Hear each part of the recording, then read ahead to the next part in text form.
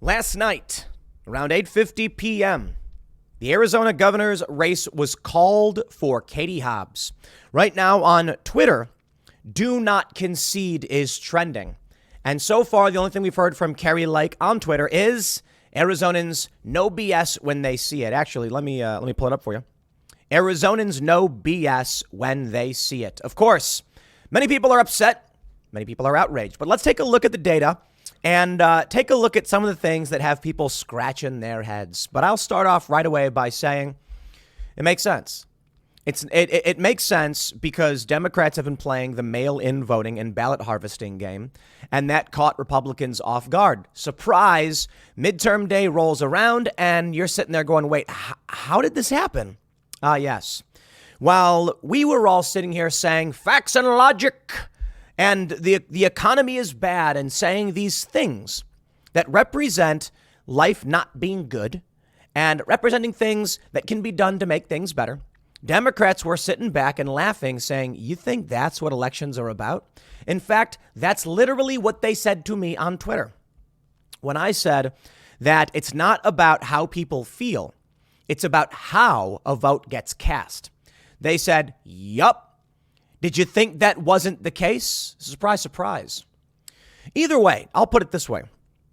I think I saw this tweet from Mike Cernovich. If we did not have those polls swing at the last minute, this would be victory celebrations across the board. We're looking at House majority for Republicans by 1 or 2 seats, by I think about 2 seats. And it would have ended the night with Trump's endorsements having been victorious. People would have said it was a hard fought battle against the establishment machine, but MAGA pulled through. That would have been the narrative. Instead, everybody thought there was going to be this grand red wave because the media set you up and then you fell down on your face. And I get it. A lot of people wanted revenge. But until universal mail-in voting changes, Democrats will continue to go for low information and what did someone call it? Low propensity voters. And they'll find a way to get those votes because that's all that matters in the end. I think of it like a financial transaction. It doesn't matter whether you're investing in a product that actually works really well. It matters if the company has the ability to sell that product. If you come up with a really, really great idea for a machine, I'll tell you this, Google Glass, I thought was actually pretty useful, pretty handy. And they just really could not pull it off. They couldn't pull it off. The marketing wasn't there. At first, they had the cool factor, and they didn't.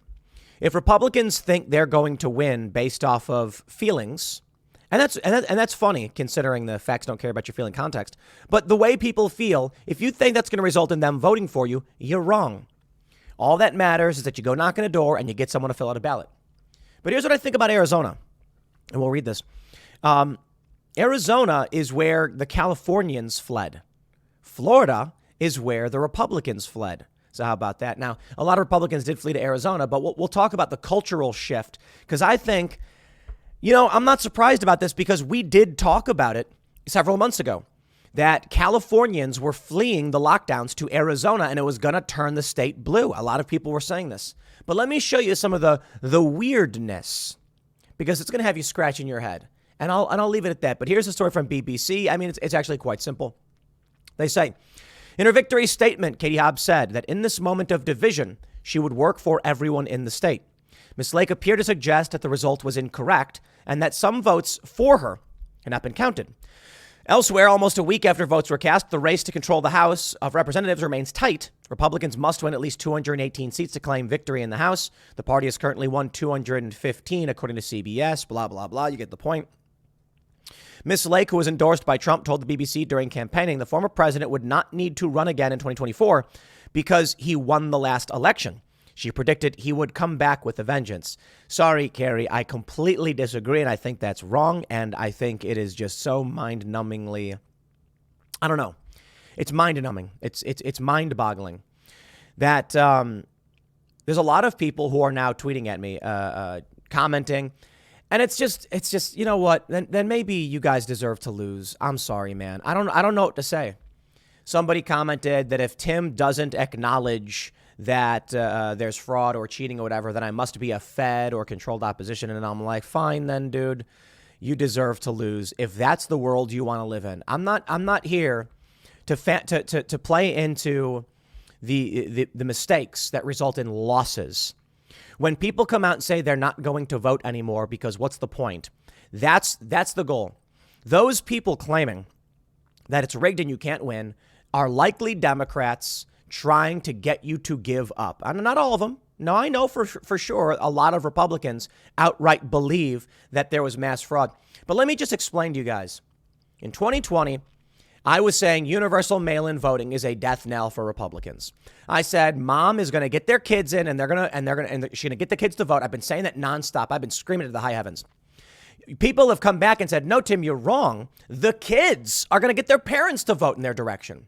And we've actually seen stories of that, too.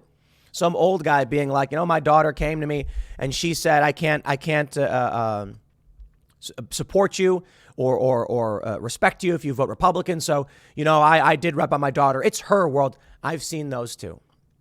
Now, is there impropriety? Of course, there's always impropriety. But this is what happened. It happened right in front of your face. Pennsylvania introduced unconstitutionally, in my opinion, universal mail-in voting. And that is what is being used across the board. Across the board.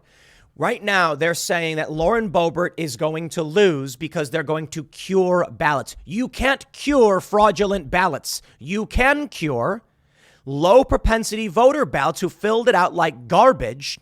You call them up on the phone. Turns out it's a real person. People are wondering how it is that these late ballots come in and end up favoring the Democrats. Well, look.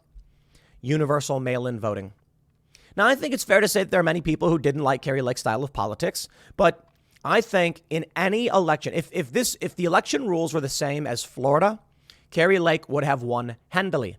But Arizona is a disaster zone of mail-in ballot garbage, long lines, broken machines. So I will say this. You wonder why it is that that Katie Hobbs wins? It's not just universal mail-in voting, but that is a role. But it's compounded by the fact that voting machines were busted up. And people who were trying to vote couldn't, so there were long lines. Some people walked away. Now, I know you, diehard conservative voter who believes in fighting for something good, did not walk away. But there were conservative low-propensity voters who did. There are Republicans who don't really know all that much about politics, but they vote Republican every time. And they were standing in line and they're like, what's going on? And then everyone said, don't get out of line. Like, I got to get to work. I don't know. I don't care. That's who you lost. With universal mail-in voting, the Democrats lost no one. When they could not, when someone filled out a ballot incorrectly, they said, we can't count it. The signature is bad. The date's bad. They said, don't worry. We'll call that person. When someone walked out of line and walked away, they can't call that person. Now, by all means, you can call that rigging or cheating, but it is strategy within the lines of the legal vote process. You may say, yeah, but that vote process is wrong and it's corrupt. Perhaps. Perhaps. It should not be that way. But it is what is legal and in the rules. And when they try suing over this, they say those are ballots from real people. Now, in Pennsylvania, it was interesting because they actually have provisions in their constitution saying, hey, you can't do this. But the Supreme Court, being Democrat, said, sure, you can. So there you go. I'll put it this way. Well, let me say one more thing, because, I know a lot of people are going to get mad and they're going to want to demand you call it fraud. It's just so frustrating. It's not productive. It is voter suppressing. It convinces people not to vote.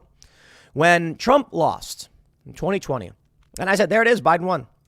The narrative was China, Venezuela, fake ballots. Trump had secretly watermarked the ballots. They were going to find out in a moment's notice. Trump was going to be reinstated. None of it happened.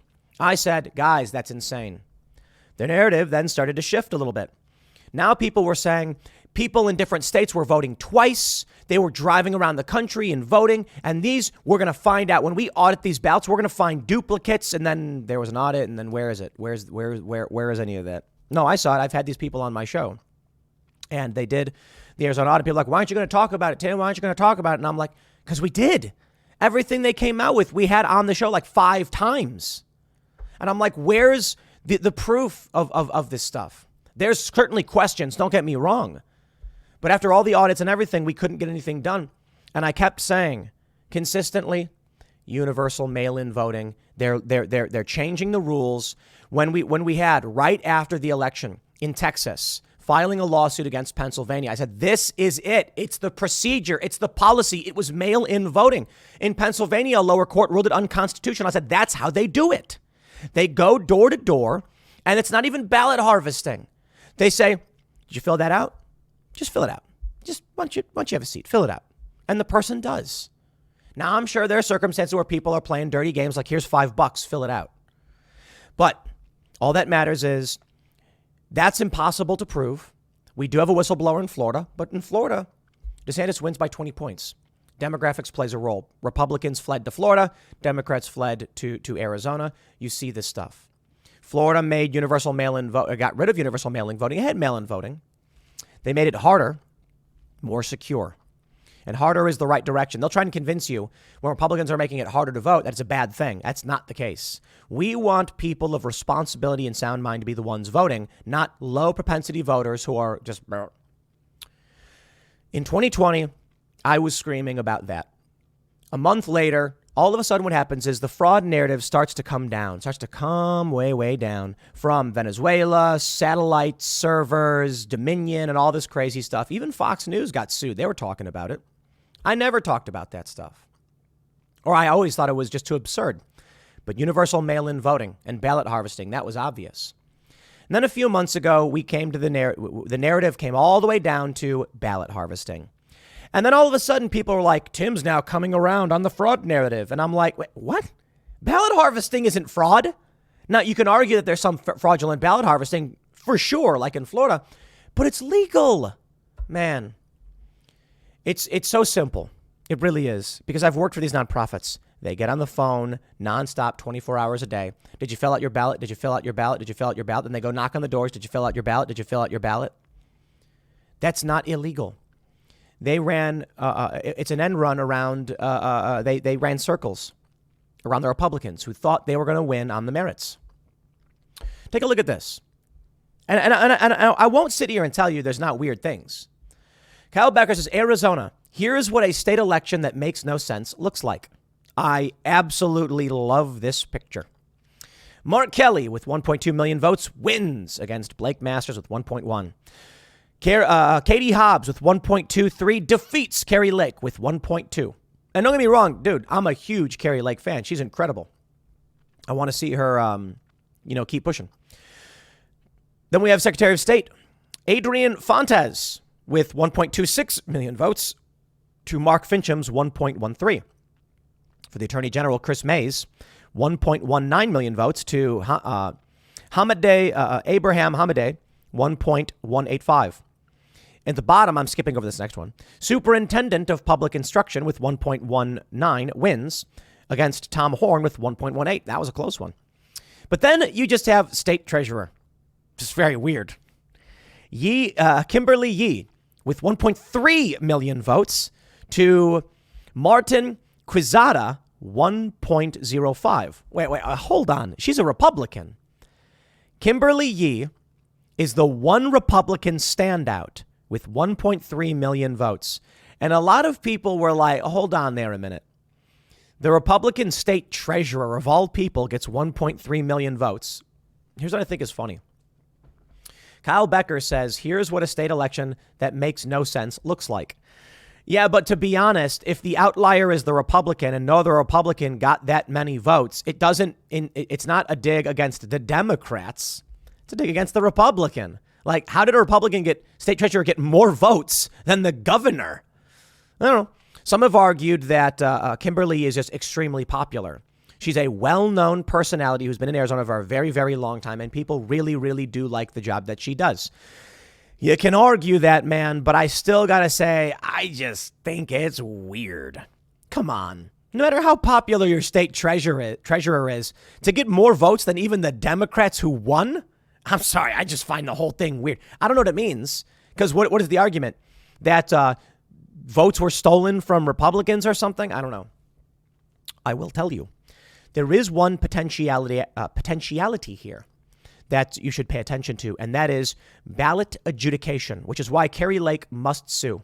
And I don't know exactly how they do it in Arizona. They may not. But ballot adjudication is when they're counting ballots and they can't quite figure out what it is. They decide who the person voted for. That's right. Your ballot may look confusing. And so a group of people look at it and say, that's a vote for this person. And they go, okay. Maybe they didn't adjudicate state treasurer because nobody really cared. It wasn't a priority for Democrats to win that position. Let me explain. U.S. Senator, why does that matter? For obvious reasons. They're going to the U.S. Senate. That's with Biden. That's the top tier. That's national level politics. They need that vote. Katie Hobbs, the governor. Well, of course they need that. The executive, the highest position in the state. Secretary of State. Ooh, that one's important. They control elections. So, hey, he got 52.6%. Attorney General. Chris Mays. Why does that one matter? Well, of course. That's the person in charge of law and order. Superintendent of public instruction. Oh, come on. That's obvious. The schools where they get your kids. State treasurer. Oh, we don't care about that one. Come on. Why would state treasurer matter? That doesn't matter to them.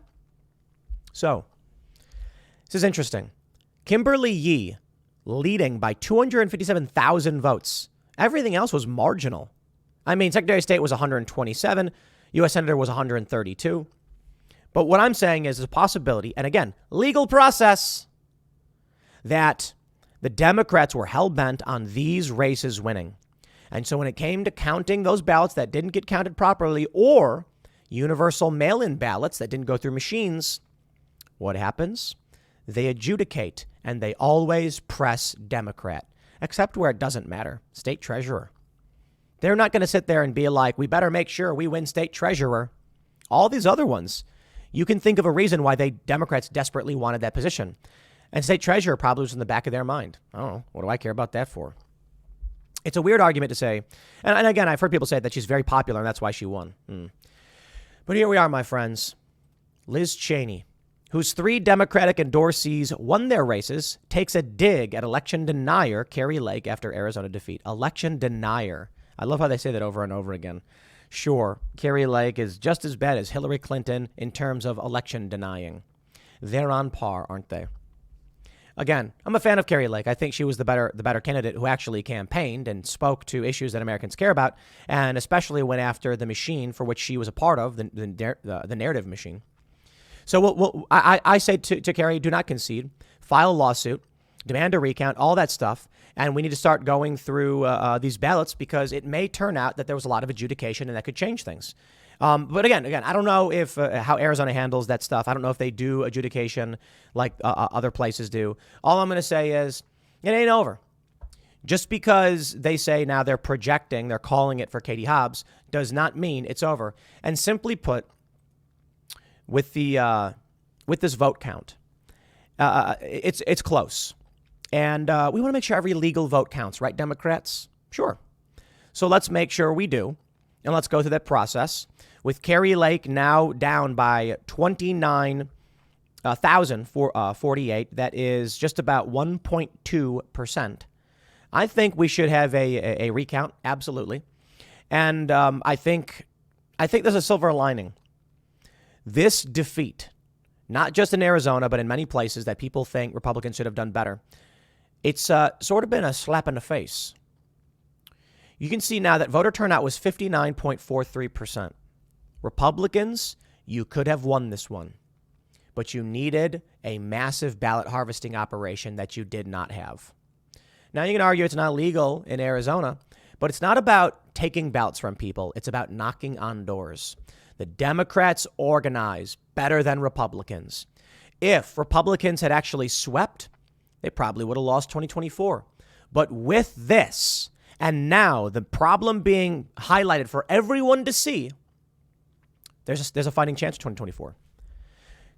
Tonight, it is believed that Donald Trump is going to announce he is running for president. And boy, am I excited for this one. Ooh, we're going to be live on Timcast IRL when that happens. Oh, boy. Here we go again, ladies and gentlemen. You know, the first time Donald Trump ran, I was on the ground covering the rallies where people were being mercilessly beaten. The second time, I was mostly doing commentary, and we were doing Timcast IRL. And here we go again. A Trump campaign is a sight to see. But you know what? I'm glad Ron DeSantis is here.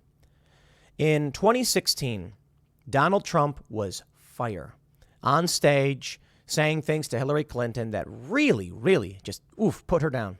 Dave Chappelle outlined it this weekend. It was amazing. Trump came out and said, all that stuff you think we're doing it. And she'll never change it because her friends benefit from it.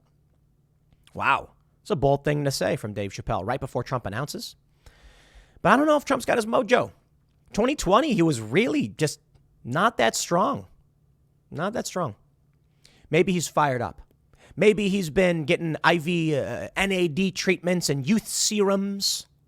He's been taking Alpha Brain or whatever that Joe Rogan stuff is. He's been dropping weight, gearing up, and getting ready for a real fight. This is going to be interesting. Where Trump does best, in the fray, with Ron DeSantis there, he's going to force Trump to be sharper. And if Ron DeSantis doesn't win the primary, good. If Trump doesn't win the primary, honestly, good. Whoever wins should win and should have the ability to win. And DeSantis is polling very, very well.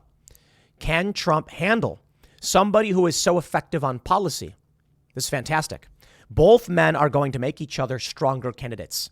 Ron DeSantis, proven track record, proven victories, tactful, good policy. Donald Trump, powerful, commanding, and charismatic, imposing figure. If Ron DeSantis cannot defeat Trump on the merits, he shouldn't. He shouldn't be the nominee. If Trump can't defeat DeSantis on strong policy positions and successes, he shouldn't.